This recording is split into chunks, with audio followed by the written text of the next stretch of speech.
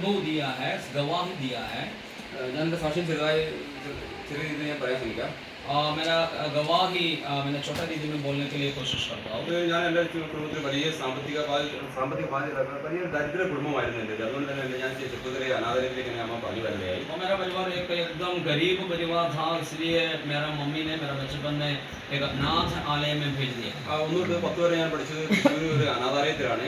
അതിനുശേഷം ഞാൻ 10ാം ക്ലാസ് വരെ പഠനം പൂർത്തിയാക്കി വീട്ടിലേക്ക് തിരിച്ചു വന്നു. और फर्स्ट क्लास से लेकर 10th क्लास तक मैंने इसे अनाथालय में जाकर उधर ही पढ़ाई किया है. उसके बाद 10th के बाद मैंने घर में वापस ഈ അനാഥാലയത്തിൽ എനിക്ക് നല്ല ഭക്ഷണവും കാര്യങ്ങളെല്ലാം എൻ്റെ ശുശ്രൂഷയിൽ കിട്ടി. അതായത് എനിക്ക് നല്ല ആരോഗ്യവും കാര്യങ്ങളൊക്കെ ഉണ്ടായിരുന്നു. പക്ഷേ വീട്ടിലേക്ക് തിരിച്ചു വന്നു കഴിഞ്ഞപ്പോൾ വീട്ടിൽ ദാരിദ്ര്യാവസ്ഥ വ്യക്തമായിട്ട് എനിക്ക് മനസ്സിലാക്കാൻ കഴിഞ്ഞു.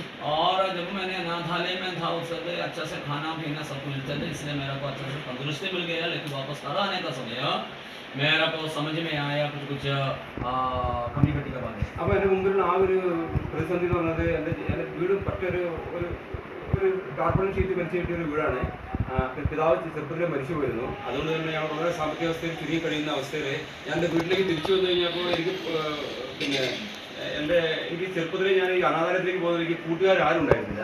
और मैंने ऐसा घर वापस पहुंच गया. बच्चे पापा मर गए थे. वापस आने का समय हमारा घर ऐसे एक झोपड़ी था, ऐसे टारपलिन और ऐसे लगा के ऐसे छोटा एक झोपड़ी था. और ऐसे एक अवस्था भी था. मैंने अनाथालय में गया. इसी कारण हमारा गांव में मुझे दोस्त नहीं थे. അതുകൊണ്ട് ഞാൻ എൻ്റെ അടച്ചിട്ട് വീട്ടിൽ ഞാൻ സമയം പോകാനായിട്ട് ഇങ്ങനെ പുസ്തകങ്ങൾ വായിക്കുക. അന്നത്തെ കാലത്ത് പുസ്തകങ്ങൾ വായിക്കുക എന്ന് പറഞ്ഞാൽ നല്ല പുസ്തകങ്ങൾ നല്ല വീട്ടിൽ മനോരമ അതൊക്കെ ആയിരിക്കും വായിക്കുക. അതിനിടയ്ക്ക് നല്ല പുസ്തകങ്ങൾ കിട്ടി അതും വായിക്കും. കാരണം എൻ്റെ സമയം പോകുന്നത് മാത്രമേ എൻ്റെ ലക്ഷ്യമായിരുന്നു. और समय मैंने घर का अंदर और झोपड़ी का अंदर ऐसे बैठकर समय बिताने के लिए एक बात करते थे, किताब पढ़ते थे. उस समय कुछ वीकली या जो हफ्ते में मिलते हैं, इस वाला वीकली तो मिलते थे. वो समय उसी किताब और कुछ अच्छा किताब भी मिलते थे, वो भी पढ़ाई करते थे. പല പുസ്തകങ്ങൾ അങ്ങോട്ടും ഇങ്ങോട്ടും തിരിച്ചും മറിച്ചും വായിച്ചിട്ട് പിന്നെ പുസ്തകങ്ങളൊന്നും കിട്ടാതെ ഞാൻ എൻ്റെ ബൈബിൾ വായിക്കാനായിട്ട് ആരംഭിച്ചു. और ऐसे मैंने आगे पीछे ऐसे किताब पढ़ने के बाद जब पुस्तक पढ़ने के लिए नहीं मिला तब बाइबल पढ़ाई करने में शुरू ഈ ബൈബിളിൽ പല യുദ്ധങ്ങളും ചരിത്രങ്ങളൊക്കെ പറഞ്ഞു കഴിഞ്ഞപ്പോൾ എനിക്കത് വായിക്കാൻ ഇൻട്രസ്റ്റ് ആയിട്ടൊരു പുസ്തകം തോന്നി. ഒരു വലിയ പുസ്തകം കൂടി ആയതും സമയം ഇഷ്ടപോലെ പോകുമല്ലോ എന്ന് തോന്നി. और बाइबल एक बड़ा किताब है. पढ़ाई करने का समय मेरे को एकदम अच्छा और खुशी मिला. और इसमें युद्ध के बारे में और अलग अलग विषय के बारे में पढ़ाई करने का समय मेरे को एकदम आनंद मिला, खुशी मिला. അതിനിടയ്ക്ക് ഞാൻ ഇങ്ങനെ വായിച്ചുകൊണ്ടിരിക്കുമ്പോൾ മലാക്കി 3:8 എല്ലാ പുസ്തകവും വായിച്ചിട്ടില്ല. എന്നാൽ എനിക്ക് ഇഷ്ടപ്പെട്ട വാക്കുകൾ മാത്രം വായിച്ചു കഴിഞ്ഞപ്പോൾ മലാക്കി 3:8 എനിക്കൊരു ചോദ്യം എന്നെ വല്ലാതെ എനിക്ക് ആ സമയത്ത് 17-18 വയസ്സാണ്. ആ സമയത്ത് തന്നെ ആ ഒരു ചോദ്യം എന്നെ വല്ലാതെ ആകർഷിക്കാൻ വേണ്ടി. അതിൻ്റെ ചോദ്യം ഇതാണ്: നിങ്ങൾക്ക് ദൈവത്തെ തോൽപ്പിക്കാമോ? അതിന് ഉത്തരം മനുഷ്യന് പറയാത്തതുകൊണ്ട് തന്നെ ദൈവം തിരിച്ചു പറയാൻ തീർച്ചയായും തോൽപ്പിക്കാൻ കഴിയും.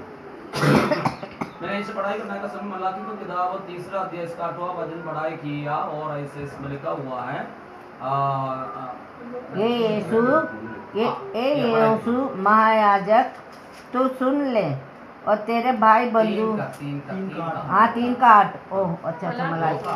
सॉरी मलाइका. हाँ परमेश्वर को धोखा दे सकते हैं. देखो तुम मुझको धोखा देते हो और तो भी पूछते हो कि हमने किस बात में तुझे झूठा है, दशांश और उठाने की भेंटों में. അപ്പോൾ ഞാൻ അത് എന്നെ വല്ലാതെ ആഗ്രഹിക്കാൻ ദൈവത്തിന് വേണ്ടി എന്തെങ്കിലും കൊടുത്തു കഴിഞ്ഞാൽ തിരിച്ച് അതിന്റെ എത്രയോ മടങ്ങ് ഇരട്ടി തിരിച്ചിരുന്നൊരു ദൈവം ഇതിന് എന്ന് പറയുമ്പോൾ എനിക്ക് ദൈവത്തെ അറിയുന്നില്ല, ദൈവത്തിന്റെ വിശ്വാസമൊന്നുമില്ല. പക്ഷെ ഇതിങ്ങനെ ये वचन मुझे एकदम आकर्षित किया. इसे पढ़ाई करने का समय एकदम अच्छा लगा. അപ്പോൾ ആ തോന്നിയപ്പോൾ ഞാൻ ആ സമയങ്ങളിൽ എനിക്ക് കുറച്ച് സാക്ഷി പുസ്തകങ്ങളോട് കിട്ടിയത്. അപ്പോൾ ഞാൻ വടക്കേ ഇന്ത്യയിലെ ചില ദേവദാസന്മാർക്ക് ആ കാലഘട്ടത്തിൽ ജോലി എടുത്തിട്ട് ചില വളരെ തുച്ഛമായ കൂലി ഞാൻ എന്തെങ്കിലുമൊക്കെ മാസത്തിൽ 500 രൂപ വെച്ച് അയക്കാൻ തുടങ്ങി. और समय मैंने ऐसे नॉर्थ इंडिया पासवानों का बायोग्राफीज और अपने गवाही सभागाई का गवाही पढ़ाई किया. और सभागाई के बारे में एक बड़ा बोझ मेरा मन में आया.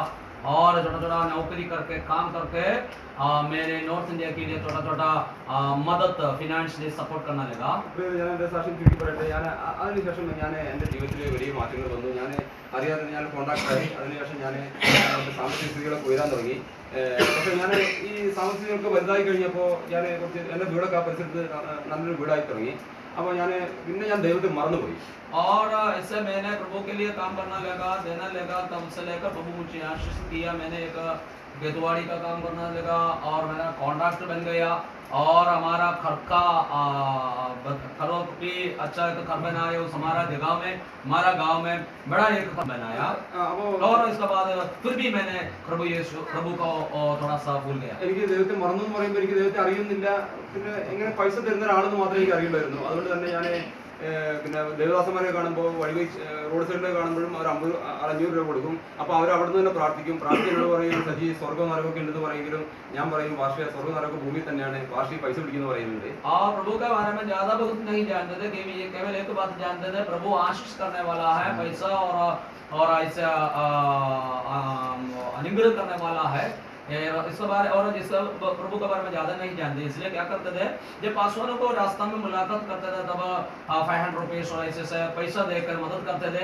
तब पासवान लोग बताते थे सजी स्वर्ग है नरक है, लेकिन मैंने इससे बताते थे ना, इसके बारे में छोड़ दो, दुनिया में है स्वर्ग और नरक सब कुछ, आप पैसा पौलो कर बताते थे. അങ്ങനെ ചെറിയ സാമ്പത്തിക സ്ഥിതികളൊക്കെ വരുന്ന കഴിഞ്ഞപ്പോൾ ഞാൻ മദ്യപാനത്തിലേക്ക് അങ്ങനെ പോയി. പിന്നെ അങ്ങനെ നീണ്ടുപോയി കഴിഞ്ഞപ്പോൾ പിന്നെ എന്നോട് പിന്നെ ദൈവം ഇടപെടുന്നത് പോലെ എനിക്ക് വലിയ ഒരു പ്രേരണകളെ അനുഭവപ്പെടാൻ തുടങ്ങി. और उसके बाद दारू पीने लगा और प्रभु से दूर जाते थे, लेकिन मेरा मन में ऐसे एक चिंता आ गया, प्रभु मेरे से बात करते हैं या प्रभु मेरे से डीलिंग करते हैं. അപ്പൊ അങ്ങനെ എനിക്ക് പിന്നെ വല്ലാത്തൊരു എന്നോട് ഭാരിച്ചൊരു വിഷമം വരാൻ തുടങ്ങി. നരകം ഉണ്ടോ എന്നൊരു ധാരണ എന്നെ ഭാരപ്പെടാൻ തുടങ്ങി. അപ്പൊ ഞാൻ എന്ത് ചെയ്തു, ഞാൻ തന്നെ എനിക്ക് അറിയാവുന്ന പോലെ ബൈബിളൊക്കെ ശ്രദ്ധിച്ചപ്പോൾ ബൈബിളിലൊന്നും കാര്യമായിട്ട് നരകത്തെക്കുറിച്ചൊന്നും കാണുന്നില്ല. എങ്കിലും ഞാൻ ഈ യൂട്യൂബിൽ സെർച്ച് ചെയ്യാൻ ശ്രമിച്ചു. അങ്ങനെ യൂട്യൂബിൽ ഞാൻ കുറെ സെർച്ച് ചെയ്ത് കഴിഞ്ഞപ്പോൾ കുറെ ചിത്രങ്ങളൊക്കെ കണ്ടെങ്കിലും എനിക്ക് എന്നെ സ്പർശിച്ച ഒരു വീഡിയോ ഞാൻ കാണാനിടയായി. और मैंने ऐसे सोचने लगा स्वर्ग है कि नहीं, नरक है कि नहीं, ऐसे मैंने सोचने लगा. फिर मैंने